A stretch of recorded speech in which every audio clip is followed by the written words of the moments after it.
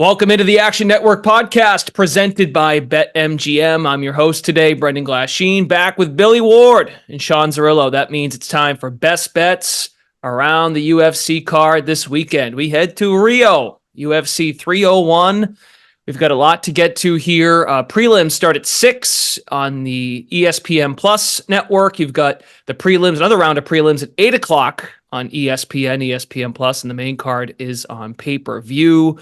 We will begin with the main event. Alexandre Pantoja and Steve Erceg is our main event that we're going to start with on the podcast today, the flyweight title fight. Sean Zerillo, let's lead with the main event and discuss Pantoja, why he is a shorter favorite, I feel, against Erceg. I know he's got the age discrepancy, but let's dive into the logistics of the fight and how you guys want to go about betting it. Yeah, I have to talk about the age first. So Erceg is 7 years younger. And as we regularly talk about, once you get past the 7-year age gap between UFC opponents, the younger fighter wins 65% of the time at average odds closer to 54%. So they tend to be undervalued by about 11% in the betting markets.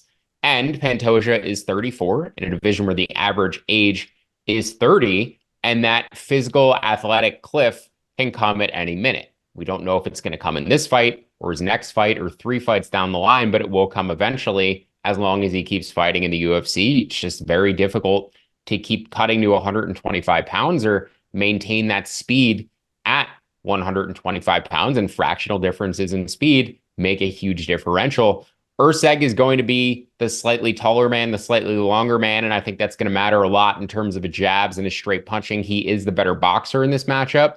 I think Pantoja is the better overall MMA fighter. He has all the grappling upside in this fight. We also haven't seen Erceg tested over 5 rounds. He's taking a significant step up in competition here. We also really haven't seen him defending back takes like Pantoja prefers to get to. It's his best position where he likes to dominate from and rest a little bit when he's getting tired, because he doesn't have the best cardio, but he's great at fighting through exhaustion. And one of the ways he does that is find his opponent's back and hold control for extended periods of time unless he can choke them out. So there's a chance in this fight that Pantoja just comes out like he did against Alex Perez and submits Erceg immediately. We really haven't seen Erceg against this level of grappler. But if he doesn't, and this fight extends, I think it plays out close to 50-50 for at least the first 3 rounds. I think Erceg's going to land more head punches, which scores well with judges. I think Pantoja is going to get the better of the grappling and keep himself relatively fresh. But I think in the later rounds is where it gets really interesting and where I really have no idea what's going to happen. Because as I said, Pantoja gets very tired, has very bad body language late in fights, relies on that grappling to sort of grind his way to the end. Once it gets there, we've never seen Erceg past the 15-minute mark. So a complete unknown with regards to his cardio in a longer bout. Generally speaking, I tend to bet against it, but Steve Erceg is very calm in the octagon. He doesn't waste any energy. He doesn't waste any movement. Even when he's been wobbled in the past, when he's been taken down in the past, he's not wasting energy going crazy, doesn't fight at a particularly high pace to where I think he would exhaust himself. So I actually give Erceg a decent chance of surviving in the later rounds. If I'm going to bet this fight, I'm probably going to bet Erceg pre-fight and then maybe look for a live entry on Pantoja after rounds 2 or rounds 3. If he's at plus money, if Erceg is early success, I just might want plus money on both sides of this fight if it does go later, because I'm not sure what Erceg's cardio is going to look like. So I lean Erceg. It's not a particularly strong lean, but if I'm betting it pre-fight, I would lean Erceg, and then I'd probably look to live bet Pantoja after rounds 2 or 3. Pantoja, Billy, down to minus 185, slightly shorter from earlier in the week, around minus 190. You actually think Pantoja is undervalued based on the price from earlier in the week in your Action Network UFC luck ratings. Do you still feel the same way? I do. And, before I jump into my angle on it, I don't think the age is that big of a deal. Pantoja turned 34 2 weeks ago, and Erceg's turning 29 this summer. So it's really like a 5-year and a few months age gap. It's not huge. We talk about like the magic 35-year-old cliff for these lighter weight classes. He's still got a year. I still, in his last fight, he looked great. Didn't look old yet. It's coming. Sean's 100% right with that. You can't say for sure when it's going to be. I would bet he's got a couple more still in his prime left in him. Of course, we don't know. But the big thing for me is it's only the fourth UFC fight for Erceg. Hasn't fought anyone in the top 10. He's looked great, but yeah, a lot of people can look great against lower level opponents. And, the 11th through 15th guy at flyweight, that's not nearly as deep of a division as lightweight or welterweight. So there's a pretty big skill gap between the top, 2 to 5 guys and, number 15 at flyweight, where you might not say that at lightweight or 145 or whatever. The other thing for me, though, and probably the biggest factor, Erceg's last fight was less than 2 months ago. So I don't know, how healthy he came out of that. Picked up a finish, didn't look like he took much damage. You got to imagine he takes at least a week off after that fight to recover. Come back from the weight cut, travel back home to Australia, all that stuff. That's a pretty short camp when you're fighting a guy like Pantoja, because Pantoja's grappling is just such a skill that you have to worry about, and you have to decide as a team: are we going to try to defend takedowns? Are we going to work just get ups? Are we going to work staying safe on the ground and trying to win while we're on the feet? There's a lot that goes into that. And with a full camp, I could see Erceg solving that puzzle. I don't like it given the short notice. There's some guys that I don't really care about that. The Islams of the world, the Habibs, the Hamzat, they're doing the same thing in every fight, no matter who the opponent is. I don't think that's the case here, because Erceg, primarily a boxer, but, fairly well-rounded overall, and, true mixed martial artist. And he has to just watch out for that one skill of Pantoja that's so dominant. I don't think he's had the time to really build a game plan around that and plan that. So that's the biggest factor for me. I would honestly, if you don't want to pay the juice on the minus 185, I kind of like the point spread where you can get that bet at minus 5.5. I like those in the 5 round fights because you don't need to win every round. You can go 4 rounds to 1 and still pay off that prop. And then obviously a finish. Late finish wouldn't surprise me for Pantoja.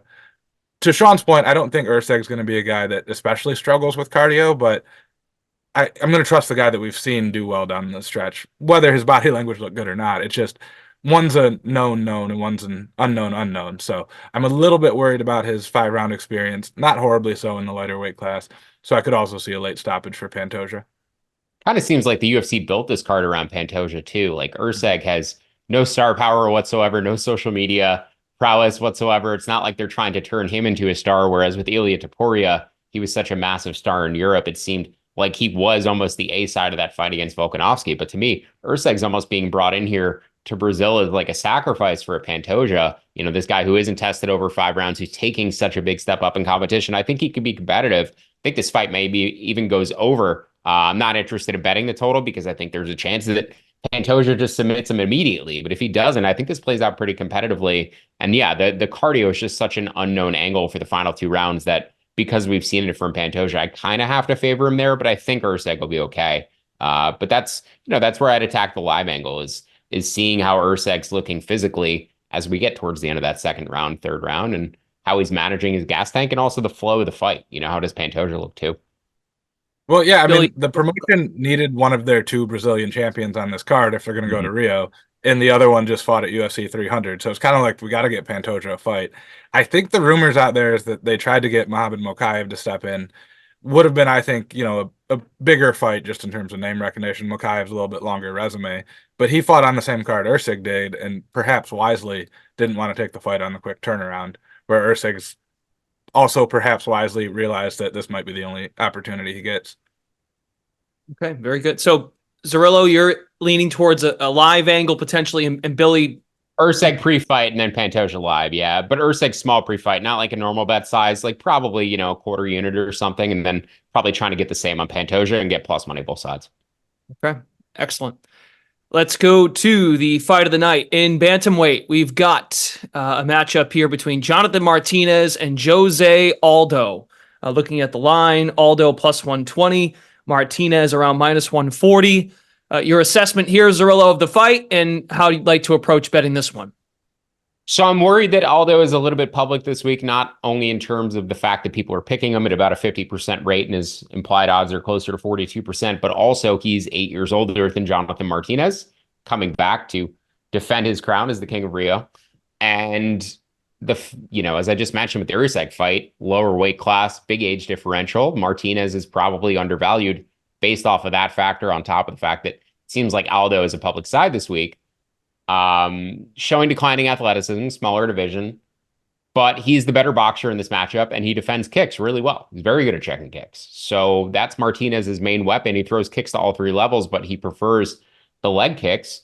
And Aldo is a really good anti-grappler. Martinez probably isn't going to have grappling success here. So this probably plays out as a close and competitive striking fight where Aldo is landing the better strikes or landing the better head strikes and has the crowd in his favor. Martinez may have more volume. Aldo's probably going to have a little bit more pop in his punches. So I think Aldo's live here, despite the fact that he seems so public and seems like, the obvious fan favorite pick this week. But at plus 140 is where I'd probably enter. I also don't mind him free fight at plus 200 by decision. I think this maybe goes all 15 minutes. Billy is a different angle concerning the total. But if it does go 15 minutes, I think it'll be close and competitive. And I think Aldo will have the home judges and the home crowd on his side. And I don't see Martinez pulling away significantly with the volume to counteract Aldo's big moments. So I lean Aldo by decision. Probably want plus 140 on the money line. May even consider his decision only bet. I think he was sitting plus money there. I'm curious what Billy thinks because he's going against the decision here, but I'm curious about what Billy thinks regarding the decision only market taking Aldo at plus 110. Yeah, I do like that angle on it on Aldo. I will say it seems like in recent years, the UFC or the athletic commissions or whatever has done a better job of getting not just hometown judges who are instantly going to decide based on who the more Brazilian fighter is as the first scoring criteria. So we're not getting that like freebie like we used to get 5-6 years ago when they went to Brazil or London or whatever, where it's like, if it goes to the judges, it doesn't matter what the fight looked like. We know what's going to happen. I do like that angle though. If I was going to bet the Aldo side, I think that's the way I do it. I'm leaning towards Martinez. The 7-year age gap when you're 37 and 30 means a lot more than if they were 25 and 32 or whatever. Like the farther in absolute sense we get, the more that matters. But really, I just don't know what to expect out of Jose Aldo. We were talking about it before the show. It's the post-USADA era. All of a sudden, he's no longer retired. That's at the very least suspicious. But also, he's probably declined physically. I have no idea how much MMA he was doing during his quote-unquote retirement where he had 3 professional boxing matches. No idea if he was just out there partying, taking these fights kind of on a lark, or whether he was in his camp doing his Jose Aldo stuff. And kind of what I arrive at with that when you can see such a high degree of volatility is that's what makes me want to take the under, is because if Jose Aldo comes out and looks like a 38-year-old man with 700 million significant strikes absorbed in his career, maybe we do get a finish out of Martinez, right? Like he's a very impressive young striker coming up, finishing some people with leg kicks, has some good punching game as well. He could just be so much more athletically fit than Aldo at this point that he just starches him. That would not shock me. But neither would prime Jose Aldo coming out, throwing flying knees, jumping all over the place, landing a bunch of power. That wouldn't really surprise me either. I just don't know which way we're going to go. So then to get more than 2-1 odds at the under 2.5, that feels like the obvious answer there. If I had to pick a side, I'd lean with Martinez. We know the age stats, we know all that, but I really do like the Aldo decision only line because I just don't see Martinez getting a decision in a close striking match when Aldo's going to look more impressive, look more dynamic, and have the crowd losing his mind every time he so much as jabs Jonathan Martinez. Yeah, I think it mostly comes down to the head strike differential and just the fact that Aldo's likelier to be hitting the head. Martinez is probably going to pull away with leg kick volume, but how does that score with the judges, especially in the arena when every time Aldo lands a punch that hits Martinez's guard, the crowd's going to be going nuts. But when Martinez does anything, the crowd's just going to be dead silent. So you don't know what kind of influence that has on the judges, regardless of where the judges are coming from. And that's kind of what I mean with regards to the crowd influencing the judges. It's just the reactions to things that, the home guy does versus the things that happen to him are so disparate. Where in the apex, it's even crazier because you can hear everything, but you have these corners reacting every time their fighter throws out any sort of volume as though, they just landed a knockout blow, and the big cheers and the explosions. And it's like they're clearly trying to emphasize the enthusiasm to try to sway the judges. So I find the apex fight scoring to be very interesting. When one corner is particularly loud, it seems to get the judges in their favor. We're going to get a lot of good pohas from the Aldo corner in this one every time he lands anything. It's going to be everyone, if you do any jiu-jitsu or know any Portuguese fighters, you get a lot of that poha. I'm looking forward to that, this card in general, but specifically for Aldo. So, Billy, if you want to play Martinez, is it better for the folks to play him now, or do you think he can get shorter than minus 140? I don't know. It stayed pretty firm. I mean, there's been some movement, but he opened at minus 135 a couple weeks ago, briefly longer, now back to minus 140.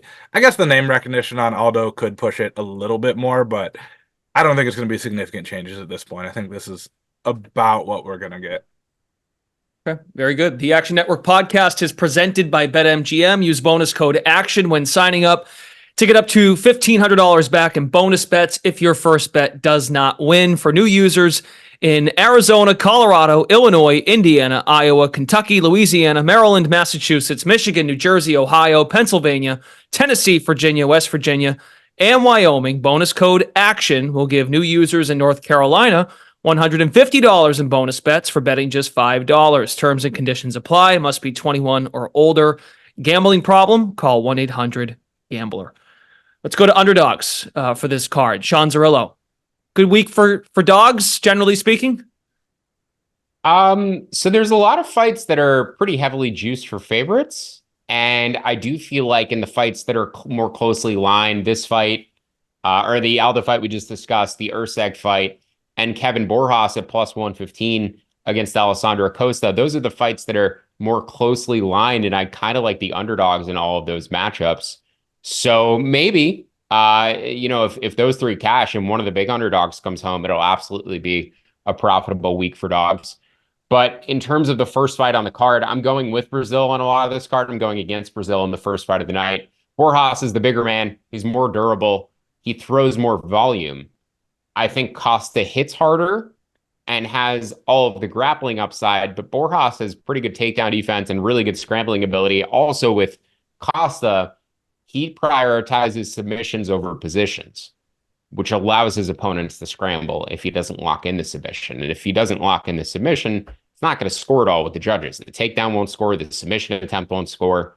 So obviously a bit concerned taking a non-Brazilian fighter in Brazil, especially in the first fight on the card. But the crowd will be a little quieter, a little less full by the time that first fight starts. And I think Borjas is a good style to make this fight close, if not look like the outright favorite, particularly if Costa doesn't grapple. I just don't think he's proactive enough with the thing that will give him the biggest advantage in this fight. And even if he does, I think Borjas has a pretty good chance of defending it. So Borjas, to me, going to land the harder, cleaner strikes, and maybe even finish his opponent and has the bigger finishing chance in this fight. So Borjas down to about plus 110, plus 105 for me in the first fight on the card. Billy, underdog for the week. What do you got? Yeah, real quick, I do like Borjas as well. One of the reasons his loss against Joshua Van has aged incredibly well, because we're all super high on Josh Van now. So that kind of pushed me to that one. And the market's with Zerillo too. He's came down to plus 110, I think, is the best line now. So oh God, I mean, he was like plus 160 earlier in the week. His lines really crashed. So yeah, big movement towards Borjas, but may even closes the favorite. We'll see.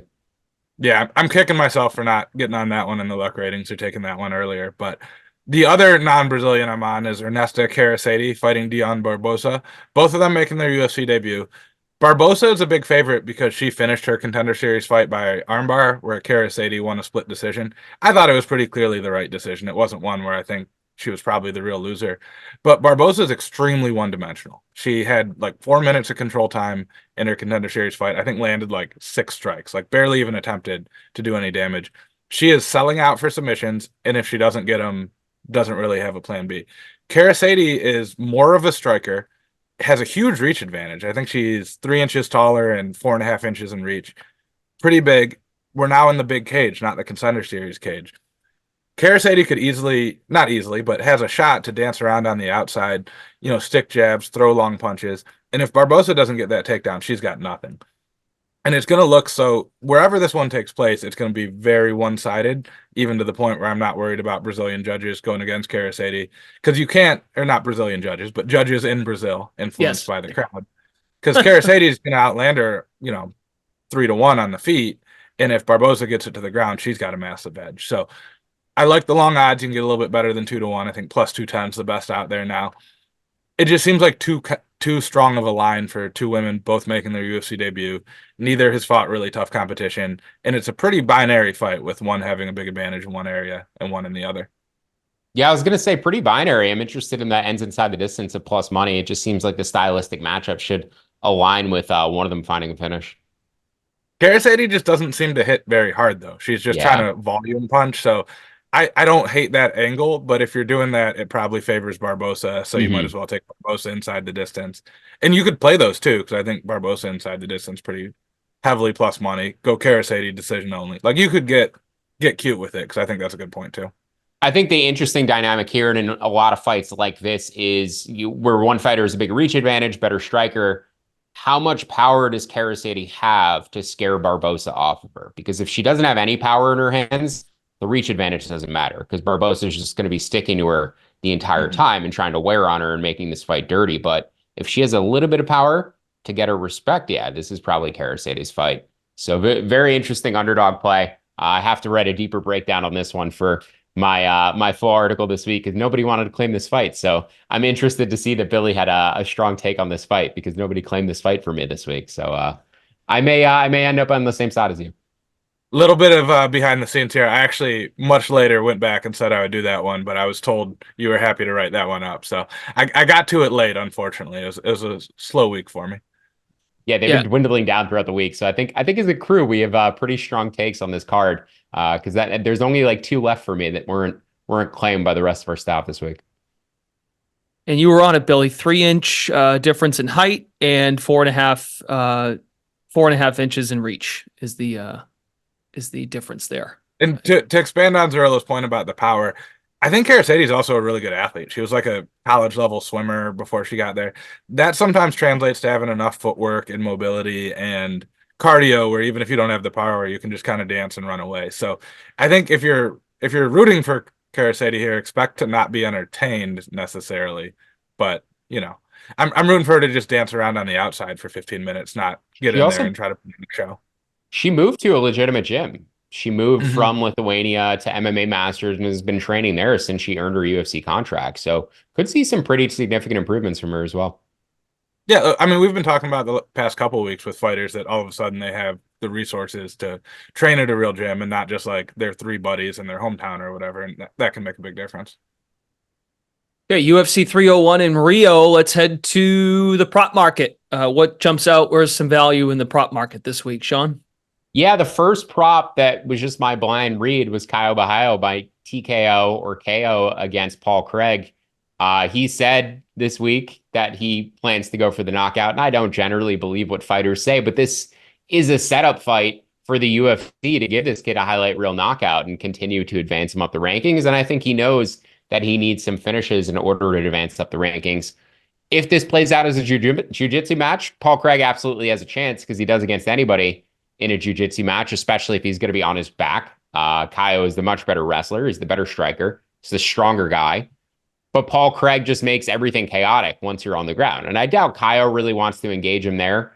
I also haven't been particularly impressed by Caio's offensive submission game. He has very good offensive jiu-jitsu control, but he doesn't necessarily actively pursue submissions. And he's had some fighters in very dangerous positions and hasn't actively pursued the submissions either. So if they play a jiu-jitsu match, I think Craig maybe has the higher finishing upside. But if this is going to play as a striking match, if Caio is going to anti-grapple or uses wrestling defensively to keep this fight standing, I think he's going to land an overhand and knock Paul Craig out. So Caio by KO or TKO at plus 225. And then I'm just going to go ahead and co-sign on one of Billy's favorite bets on this card because Caio is one of my favorite bets on this card in terms of getting the knockout or a finish. And then Mauricio Ruffy at even money to get a knockout. Billy's going to save for later, but I just want to go ahead and co-sign on that because that's my other favorite prop on this card. I think Jamie Mullarkey's chin is just completely shot. So I think Ruffy also set up for a highlight reel knockout. More on that from Billy in best bets. And Billy, for your prop, what do you have for us? Yeah, I do like both the ones. I've got a slight variant of what Sean said in my best bets, but we'll get that in a second. I like Michel Pereira in round one at plus 120. Since he came up to middleweight, he's finished both of his fights in like a minute. Ihor Potieria coming down from 205. That was the only fight in the UFC he looked not terrible in. I don't even want to say great. a little bit dangerous. He's got the striking. He's got decent power. He has like 4 knockdowns. He's managed to score knockdowns and still lose a fight, which is, quite the stat for Ihor Potieria. But just like Sean was talking about a couple weeks ago, Pereira has that easy button if he wants to grapple at all here. He's so big and strong and physically imposing. On the feet, he could probably knock him out. I would make Pereira a favorite in a straight kickboxing match here, but you mix in grappling in there and how bad Ihor's looked on the ground, and I don't think it takes long. I thought we would probably see Pereira actually favored on this one in round one, so to get plus money on that, I'm pretty happy. And I'm also excited the UFC is doing the Shogun Rua Revenge Tour here. Ihor retired Shogun Rua, massive underdog to Michel Pereira. Paul Craig beat Shogun Rua, massive underdog to Caio Borralho. So love to see the respect paid to the legend, even though he's not stepping into the cage anymore. I noticed the same game parlay for Pereira and under 1.5 rounds is about -110, -115. So just an alternate way to play that and to get the extra 2.5 minutes where you have it available. Ihor gets very tired after round one. In fact, if Ihor lands a knockdown in round one and the odds move and you can get a decent price on Michel Pereira after round one, after he potentially loses round one, I would absolutely take that. Because moving up to middleweight, he should have better cardio. We haven't seen that yet. And Ihor just has terrible cardio after 5 minutes. All right, gents, let's head to best bets. I'll send it to Billy first, just to pick up where we were talking there about is it Ruffy? Hoofy. Okay. I'll work Mauricio on that one. Hoofy. Yeah, he's 9-1 as a professional. All 10 of his fights have ended with somebody getting knocked out. And basically, just to echo what Sean said, Jamie Mullarkey just seems to have no chin. He's not old. He hasn't even had that many fights. I mean, 24 fights is decent. He's still 29, but he's got knocked out bad. Like, it's not just the fact that he's been knocked out. He's 3-3 over his last 6. All the losses were knockouts. Thought he died against Jalen Turner. Like, I was surprised to see him get up successfully in those fights. Starched by Nasrat Haqparast in his last fight. That was just December, not a huge, amount of time off. Two bad knockouts in the last 11 months. I think Mullarkey's still got something left in the tank, but he needs matchups against guys who are going to engage him in the grappling, more technical striking matchups. All it's going to take is one here from Hoofy. So that should be so much closer to his money line. Instead, it's like a much better price. And then the only, I guess, caveat to the Caio Borralho knockout, I was actually really hoping to get Caio inside by submission at big plus money this week. Same line as knockout. The books have that as same likelihood as a finish by strikes, which I actually agree with. I thought that was a pretty sharp call by the odds makers on that one. Caio's very accomplished grappler in his own right. Judo brown belt, won some like national level judo championships as a kid. I don't see Craig getting the takedown here, but I could see Paul Craig doing his stupid, like, horrible double leg that doesn't work, flop to my back. Caio hits him a little bit and then just locks up a submission in a club and sub. And I could also see Caio just kind of wanting to engage with Craig in a straight up grappling match. Like, he doesn't seem like the type who's going to shy away from that. High level black belt himself. That's -125. I would say that a knockout is slightly more likely than a submission. I just don't think it's what the market is reflecting. So I'm going to cover my bases with the -125. Be pulling for Sean's bet because obviously we both cash in that case. But selfishly, I also want to see some grappling in this one. Like, it would be a really fun matchup. Sometimes there's real slow technical grapplers and it kind of isn't that fun. These guys go for it. Paul Craig is just desperately throwing up submissions, hoping for the best, trying weird calf slicers. It'll be a fun one if it does hit the mat. And if it doesn't, then Kyle's got your knockout and we both cash either way.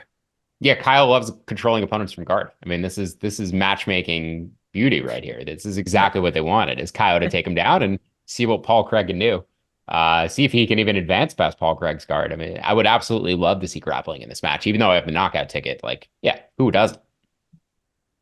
2 best bets from Billy. Zerillo, you've got 2 as well. Take us home here. Well, I did have 2. Gene Silva has now steamed dramatically. In weigh-ins this morning, William Gomes came in 2.5 pounds underneath the 146-pound limit, and he looked absolutely terrible on the scale. I would be kind of surprised if they let this fight go forward. It seems like they might, but Gomes was a very public underdog this week, or a very public side, I should say, this week. This is a pick'em fight, but Gomes was getting picked at around 60% of the time at across the data points I'm using. Obviously, he had the weight miss, the line steamed, or not the weight miss, but the weight issue the line steam towards Silva. And I think it's probably out of range now. Gomes is the taller, the longer fighter, but he doesn't engage his opponents very actively. And I think he's going to be getting booed a lot here. I think the crowd is going to be reacting massively anytime Silva's pressuring or throwing combinations, because he's going to be the guy moving forward. And regardless of how the fight plays out, I think it's going to be close. But I do think Silva's advancement in forward pressure and octagon control may actually be what decides it for the judges. I know fights are scored on damage. I think Gomes is going to land more kicks. I think Silva is just going to be more active. And also, like, the cardio could be an issue for Gomes too now after the weight miss. So if you can get Silva at minus 135 or better, I think I'm interested still. But minus 150, no thank you. And then my final bet, Joanderson Brito. I think he's just too physical for Jack Shore. Jack Shore, I bet against him when he was at 135 with Ricky Simone, who seemed like the perfect stylistic matchup to beat Jack Shore, and he ended up knocking him out. But it was just very evident that Shore struggles against guys who are physically stronger than him, who employ a similar game plan. And that's basically what he's facing with Joanderson Brito, except for the fact he's moved up from 135 to 145. And I don't think Jack Shore necessarily has the frame or the physicality for 145, whereas Brito seems like one of the more physical 145ers out there. So I think he's going to manhandle Jack Shore. He's an absolute powerhouse. If he doesn't finish him, though, within the first 10 minutes, I think Shore's live to potentially secure a round 3 finish. So Joanderson Brito pre-fight up to about minus 175. And then I would consider Jack Shore live after round 2 if Brito doesn't get him out of there. Maybe not hedge all the way out of my position, but definitely a piece of it if Brito's looking particularly tired. So Brito inside the distance, but also his money line up to about minus 175. Alrighty, fellas, that's going to do it. UFC 301 in Rio. I'll get started at 6 Eastern. The prelims at 6. More prelims at 8 o'clock on the ESPN family of networks, and the pay-per-view main card starts at 10 o'clock. Find Sean Zerillo and Billy Ward, especially when we discuss those live angles. Keep an eye on the Action app as the night unfolds to see what they might be adding, what they might not be adding. There might not be an edge, and there might not be a spot to get involved. That's the other way you got to look at it, too. You can also find Zerillo, Billy. They contribute to our UFC content, actionnetwork.com, Action Network app. Billy's got his luck ratings up. Check all of that out when you see fit. Brendan Glasheen signing off. Thanks for joining us here on the Action Network podcast for our UFC betting preview. Action Network podcast is presented by BetMGM. You all have a fabulous weekend and best of luck.